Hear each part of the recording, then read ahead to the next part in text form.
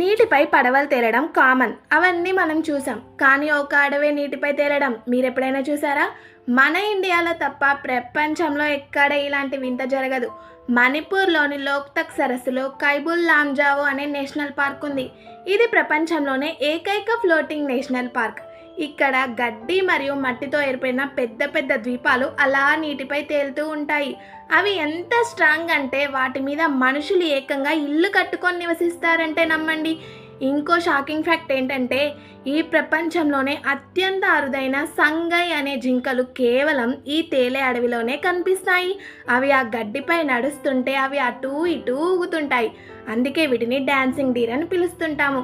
ప్రకృతి చేసిన ఈ అద్భుతం నిజంగా మన భారతీయులకి గర్వకారణం. మీరు ఎప్పుడైనా మణిపూర్ వెళ్ళారా? ఈ వింత సరస్సును చూసారా? మీకు ఈ చిన్న ఫ్యాక్ట్ నచ్చుంటే లైక్ చేయండి, షేర్ చేయండి, కామెంట్ చేయండి, సబ్స్క్రైబ్ చేసుకోండి. Thank you for watching this video.